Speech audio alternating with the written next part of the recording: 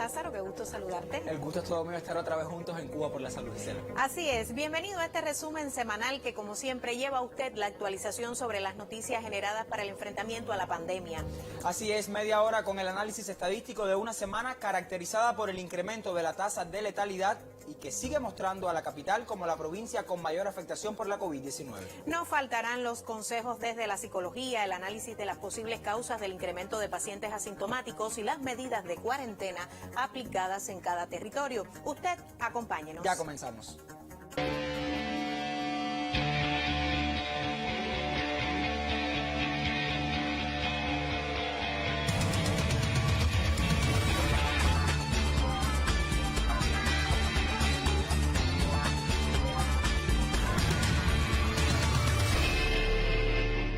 Iniciamos y lo hacemos como es habitual con una actualización de los últimos datos sobre la epidemia de COVID-19 en nuestro país. Hoy Cuba registró el mayor número de contagios en 24 horas. Hablamos de 74 casos positivos. De ellos, 64 pertenecen a la capital del país. El mayor número corresponde a un evento de transmisión local que se abre en el municipio del Cotorro. Vamos a revisar otros datos que han trascendido durante la semana. En este minuto hay 778 casos activos, o sea, personas que están ingresadas confirmadas hasta la fecha con la COVID-19. Se mantienen que evacuados a sus países hay 2 recuperados y esta es la buena noticia, 765 personas, y la lamentable es que ya acumulamos 66 fallecidos hasta la fecha. Avanzamos, tenemos otros datos también que han sido noticia durante la semana. Les decía, los casos activos, el lunes 806, un número apreciable. Sin embargo, miren ustedes cómo a esta fecha ya ha disminuido a 778 y esto tiene que ver con que en las últimas jornadas se han dado muchas altas. En algunas el número de los egresos hospitalarios pues han sido mayores que la cantidad de personas que entran a los hospitales en condición de casos confirmados. Avanzamos porque teníamos también gráficas que evidencian ese... Aquí tenemos los fallecidos y es la mala noticia, como les comentaba, el lunes con 2, luego una buena noticia el miércoles cuando no hubo que lamentar la pérdida física de personas por la COVID-19. Sin embargo, miren ustedes cómo jueves y viernes hubo un ascenso hasta 3 y hoy sábado se lamentaba la pérdida de 2 personas. Pero la buena noticia que también les comentaba tiene que ver con ese incremento de las altas médicas. Miren ustedes el lunes 525 y más de 200 que se dieron durante la semana hasta acumular 765 este sábado. También esta semana ha sido noticia las medidas de aislamiento social, también cómo se han incrementado las medidas de distanciamiento y cuarentena en algunos territorios. Sobre eso conversa Gisela García de inmediato. Así es, Lázaro, este 1 de mayo se decretó el cese de la cuarentena en la comunidad Camilo Cienfuegos del municipio pinareño de Consolación del Sur. Las medidas sanitarias puestas en práctica posibilitaron allí el control de la situación epidemiológica asociada a la COVID-19. El cese de la cuarentena en la comunidad Camilo Cienfuegos del municipio de Consolación del Sur coincidió con la celebración del 1 de mayo. Esta fue la primera zona en el país donde se decretaron medidas restrictivas de aislamiento asociadas a la pandemia de la COVID-19. Estamos muy agradecidos con este team de médicos, todo lo que han hecho por nosotros. Muy bien, muy preocupados. Van a las casas, nos preguntan todos los días. Las decisiones adoptadas por la zona de defensa para garantizar la estabilidad social y la disciplina de la población contribuyeron con la efectividad de la cuarentena. La población fue muy importante, fue decisiva, porque la población fue muy disciplinada, acatando todas las orientaciones que se le dieron paso a paso. En la comunidad Camilo Cienfuegos se continuará realizando el pesquisaje diario al 100% de la población y las medidas de control sanitario. Debe seguirse manteniendo inclusive las medidas del uso del cloro, del hipoclorito, tanto para el lavado de las manos como la superficie y además en las entradas de este asentamiento poblacional. Y yo creo que hace falta la participación consciente de toda la población, como lo han hecho hasta ahora, en seguir manteniendo estas medidas y mejorándolas indudablemente. El 1 de mayo quedará en la memoria de los pobladores de la comunidad Camilo Cienfuegos, momento de ratificación de la unidad nacional en la construcción del socialismo, de solidaridad y compromiso con la patria. Desde Pinar del Río, Pedro Lázaro Rodríguez Gil, Sistema Informativo de la Televisión Cubana. También esta semana ha sido noticia el municipio especial Isla de la Juventud, el cual se mantiene con la mayor tasa de incidencia del país en cuanto a la COVID-19, con 40 casos confirmados y 3 de sus consejos populares bajo cuarentena. El trabajo de los mensajeros ante esta compleja situación y por supuesto todo el personal que labora en esas zonas pues resulta imprescindible, no solo para brindar ayuda material, sino también emocional y psicológica. Tenemos los detalles. Luego de 28 días en cuarentena, las personas no son las mismas. Emocionalmente se afectan. Por ello resulta tan importante el papel de los mensajeros, porque su actitud va más allá de proveerlos de insumos y medicamentos. Es acercarte, compartir su realidad. Tiene que ser con distancia, con las medidas sanitarias, pero nosotros los escuchamos a todos, porque tienen ansiedad de salir, de conversar con las personas que no sean los de su casa. Se trata en esencia de llenar un vacío que siempre deja una situación como esta. Es difícil porque un día puede ser mi casa, la que esté encerrada, y mi mamá y papá los que les haga falta medicamentos, alimentos, y yo lo veo así, como si fuera mi familia. No es lo mismo estar solo que sentirse solo. Nunca la soledad es más cruel que cuando tus 4 paredes te resultan un mundo demasiado pequeño. La pandemia del coronavirus ha venido a resaltar esas esencias humanistas que nos han caracterizado siempre. Lo que más le preocupa a ellos es hasta cuándo puede ser. Y entonces, al vernos a nosotros que nos preocupamos por ellos, que estamos al pendiente de que no les falte nada, les preguntamos si se les hace llegar los alimentos, los medicamentos en su tiempo, ya ellos se sienten un poquito más relajados. Ciertamente, luego de 28 días, las personas no son las mismas. Para cuando esta pesadilla termine y podamos abrazarnos, mirarnos a la cara sin disfraz y juntarnos todos a contar historias, ustedes y nosotros habremos comprendido lo efímero de la existencia, el valor de la esperanza. Ustedes y nosotros seremos, ojalá y así sea, como dice el poeta, útiles y mejores. En la isla, Noel Otaño, Sistema Informativo de la Televisión Cubana. Y avanzamos con otros temas, y es que en las últimas semanas se ha incrementado el número de personas positivas a la COVID-19, pero que no muestran síntomas de la enfermedad, los llamados asintomáticos. Veamos qué dicen las estadísticas esta semana. Aquí tenemos la gráfica, nuevos casos diarios. Vea usted cómo el lunes teníamos de los 20 positivos, 13 asintomáticos, pero note que el martes ya hay un pico, 48 casos positivos a la COVID y de ellos 28 asintomáticos, personas que no tienen manifestaciones clínicas de la enfermedad y que siguen transmitiendo este virus altamente contagioso, lo hemos dicho, por lo tanto es un potencial peligroso para la propagación del coronavirus. 11 asintomáticos el miércoles, de un total de 30 casos positivos a la COVID, el jueves 23 de los 34, el viernes 24 de los 36 y mire usted cómo hoy sábado, de los 74 casos, que ya sabemos que es el día de mayor casos confirmados en un día hasta el momento, desde el 11 de marzo, que usted sabe que se detectaron los primeros casos de la COVID-19 en el país, mire usted cómo ha ascendido el número de pacientes asintomáticos, 65 casos, lo cual constituye siempre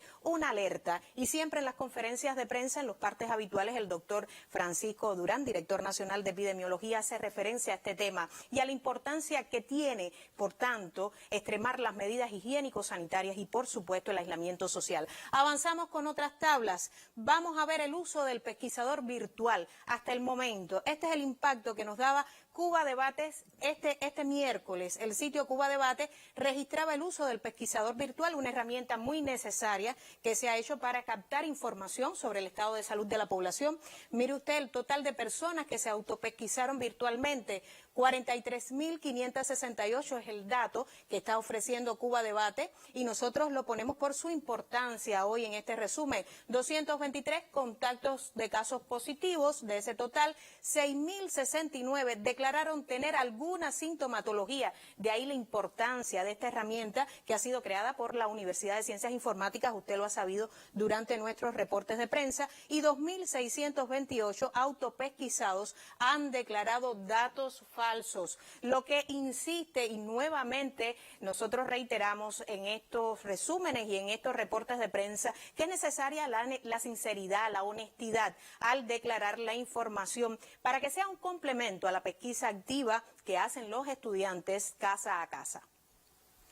Quiero que retomemos, Gisela, el tema de los pacientes que no presentan síntomas de la enfermedad, los asintomáticos, como se les conoce, y bien decías hace unos segundos. Sobre ese tema, el doctor Francisco Durán, director nacional de epidemiología del Ministerio de Salud Pública, explicó hoy las causas del incremento del número de personas que no muestran síntomas de la COVID-19. Durante su intervención en el día de hoy, en su habitual conferencia de prensa, pues se refirió a condiciones del sistema inmunológico de las personas que les permiten transitar la enfermedad en muchas ocasiones sin manifestaciones clínicas. Se plantea que los casos asintomáticos generalmente están asociados a cuando la persona tiene una respuesta inmunitaria apropiada, no excesiva, que le permita combatir eficientemente el coronavirus. Eso te permitiría estar asintomáticamente o con síntomas leves como tal. Se plantean algunas hipótesis de lo que se ha buscado.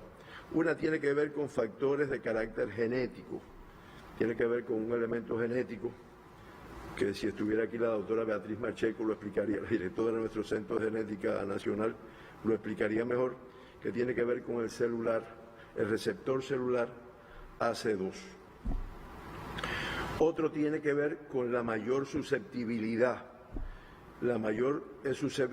que está relacionada con la edad, o sea, las personas de mayor edad son más susceptibles, las personas que tienen enfermedades previas que lo acompañan, como es la hipertensión arterial, la diabetes, la obesidad, las enfermedades respiratorias como una enfermedad pulmonar obstructiva crónica, son los factores que incrementan la susceptibilidad.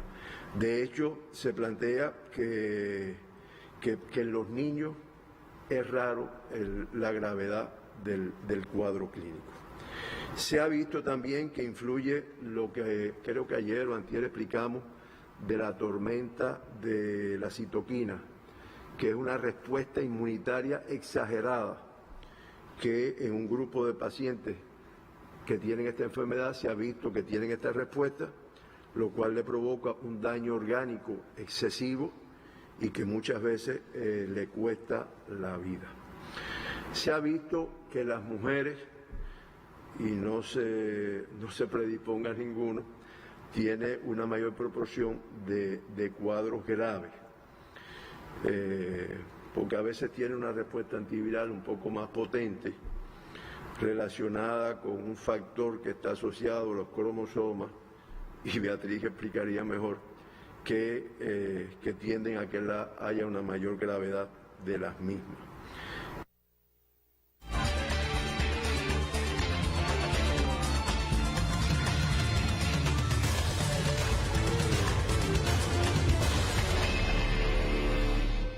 Llegó el momento de la psicología y es que Lazarito, el quimita, fracasa. Reza un viejo aforismo que casi siempre se cumple. Por eso hoy el profesor Manuel Calviño, habitual siempre en nuestras emisiones de Cuba por la Salud, nos invita a reflexionar desde su casa sobre la importancia de no repetir conductas que muchas veces pueden ser riesgosas o perjudiciales para las personas y también la sociedad.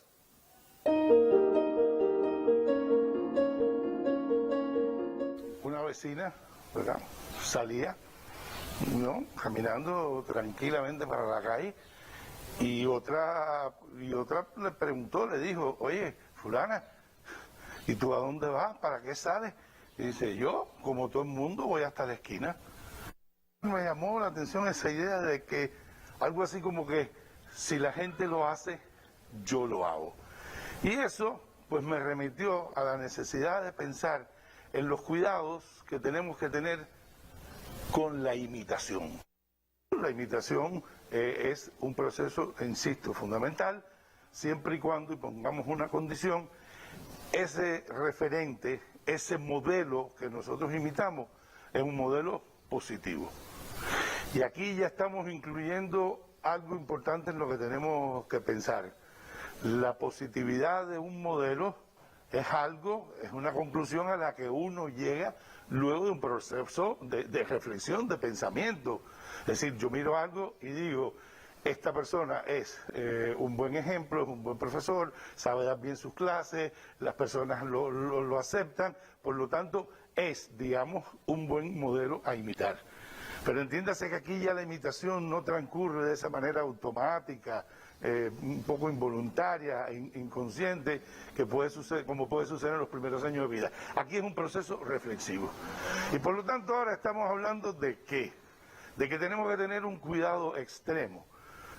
Porque si reproducimos comportamientos, si imitamos comportamientos, ¿verdad?, que no son comportamientos positivos, que no son comportamientos adecuados, que no son comportamientos favorables, entonces estamos reproduciendo, por decirlo de alguna manera, quizás un poco más fuerte, estamos reproduciendo la toxicidad de los comportamientos.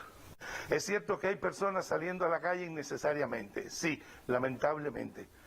O bien no han entendido lo que se está planteando y el por qué se está planteando, o bien no han asumido esa realidad como una realidad no solo de control, sino de riesgo para la vida. Pero es cierto que se están produciendo movimientos, flujos de personas innecesarios, se están produciendo. Entonces yo miro a esas personas y digo, si todo el mundo sale, yo también salgo. Es decir, ellos salen, eso quiere decir que los problemas o los riesgos han disminuido y yo imito ese comportamiento y voy detrás de las personas que están produciendo un comportamiento inadecuado. Inadecuado e insisto, porque yo creo que esto es un mensaje que tenemos que a nosotros mismos recordárnoslo todos los días.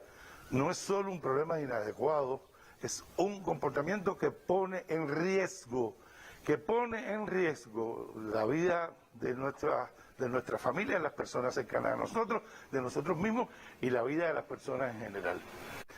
Hay que tener muchísimo cuidado, sobre todo porque en condiciones de aislamiento, en condiciones en que efectivamente yo quiero legitimar eso, en condiciones en que efectivamente hay momentos en que nosotros parece que las fuerzas flaquean, que ya no aguantamos más, que necesitamos salir, en esos momentos, si nosotros le damos rienda suelta a nuestros procesos imitativos, podemos caer en conductas, podemos tomar decisiones que para nada nos favorecen.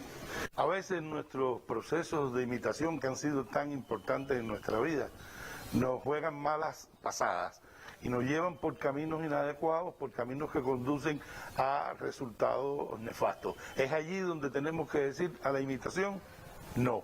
Y si de imitar se trata, imitemos en base a los referentes positivos. A los referentes positivos, que quiere decir aquellos que andan por caminos que favorecen su desarrollo, que favorecen su bienestar, que favorecen su salud. Y aún así, avancemos por el camino de la imitación, siempre acompañado del análisis, de la reflexión, del pensamiento, de la mirada crítica, porque eso es lo propio del comportamiento y del ser humano desarrollado. Entonces, imitemos las buenas prácticas, imitemos las buenas conductas, imitemos las buenas soluciones que nos llevan por el camino en las condiciones de hoy, de la salud, del bienestar y de la vida.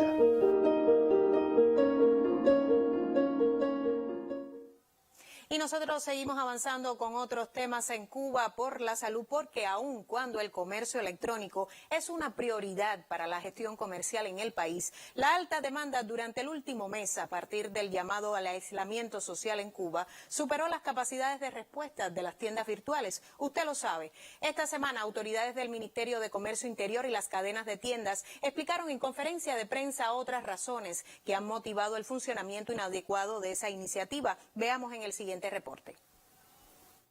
El funcionamiento de las páginas, las pocas ofertas, o sea, la disponibilidad de productos, la desactualización de las páginas contra los inventarios, que eso ha provocado que cuando las personas compran, pagan, después cuando van a buscar el recurso o cuando le llevan el recurso al domicilio, no hay algún producto que faltan y por tanto se genera una devolución del dinero pagado. Estamos recibiendo más de 300 órdenes diarias, es decir, que hemos crecido casi 6 veces lo que nosotros estamos preparados. De un promedio de recibir en un momento 100 órdenes, 200, 300, 2000, hasta recibir más de 25.000 órdenes en total, hablo de manera total para CIME. Hace aproximadamente una semana empezamos a presentar problemas con los pagos.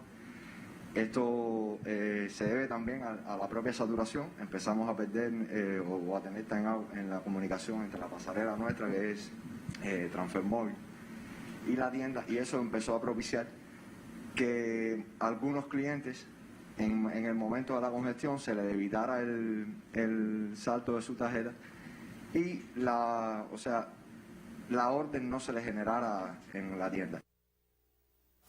Y precisamente esta noche en el Noticiero Estelar nos acercaremos a cómo Tiendas Caribe trabaja para resolver las inquietudes y quejas manifestadas por la población.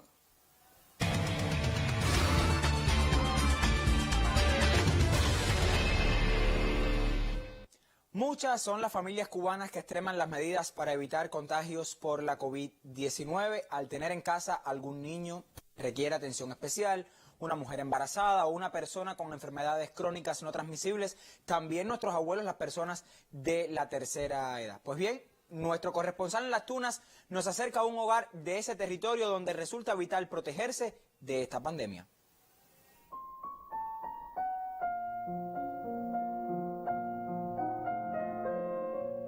Su hogar del reparto La Victoria en la ciudad de Las Tunas es el sitio donde la pequeña de 7 años, Talía García Acosta, sonríe segura ante la presencia en el mundo del nuevo coronavirus. Ella padece el síndrome de West, una encefalopatía epiléptica de la infancia poco frecuente y que se caracteriza por retrasos en el desarrollo psicomotor. En estos tiempos de COVID-19 nosotros extremamos las medidas con nuestra niña, ya que ella es una persona que tiene más riesgo de lo normal. Antes de que la niña cumpliera el año, se tuvo que someter a estas operaciones de gastroctomía y traqueotomía, la traqueotomía para ayudarla a respirar, la gastroctomía para alimentarla. Entonces nosotros extremamos todas esas medidas para que nada le vaya a suceder. Tenemos nasobuco constantemente, nos lavamos las manos dentro de la casa, afuera. Si hay que salir a algo, está allí los pomos con las soluciones para que el que venga de algún lugar se desinfecte antes de entrar a la casa. El aislamiento social mantiene seguros a los integrantes de esta familia. A pesar del diagnóstico de nuestra niña, decidimos volver a empezar. Ya estoy embarazada, tengo 32 semanas y entonces las medidas también se incrementan para evitar que esta enfermedad tan contagiosa y tan mala que hay en el mundo no nos ocupe lugar aquí en esta casa.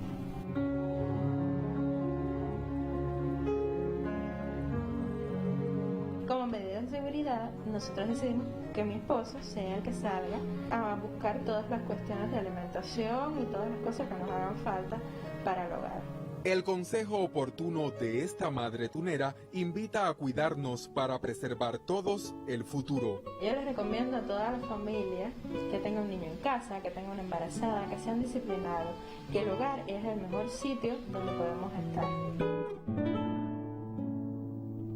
Desde Las Tunas, Gianni López Brito, Sistema Informativo de la Televisión Cubana.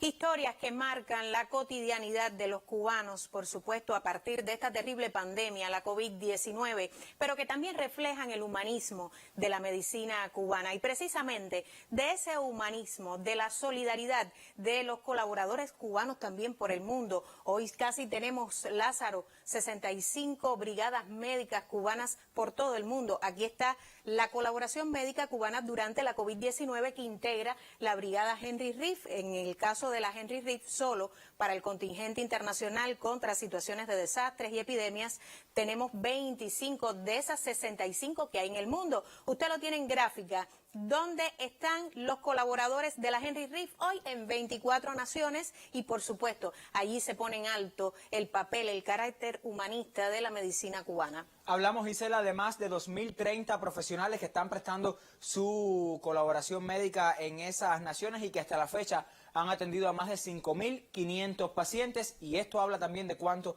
la medicina cubana, la vocación humanista de la medicina cubana, pues puede llegar en tiempos de contingencia, en situaciones tan complejas como esta, a salvar la vida de otras personas en todo el mundo. Y con este homenaje siempre al personal de la salud se despide Cuba por la Salud en esta semana, siempre con el consejo de que se quede en casa, de que se cuide mucho y de que cumpla con las medidas higiénico-sanitarias indicadas. Usted manténgase informado a través de la señal del sistema informativo de la televisión cubana y también del canal Caribe. En poco tiempo estará al aire la emisión estelar del noticiero de la televisión cubana y nosotros, como es habitual, regresaremos el próximo sábado para seguir hablando sobre todo lo que hace Cuba por la salud en tiempos de COVID-19. Muy buenas tardes. Buenas tardes.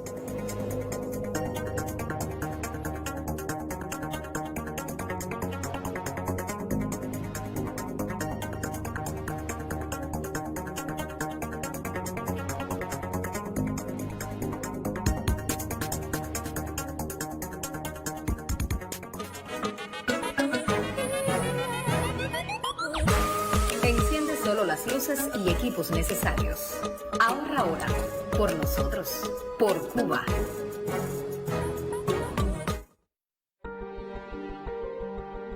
¿Cómo detener la propagación del coronavirus? Lávate las manos frecuentemente con agua y jabón.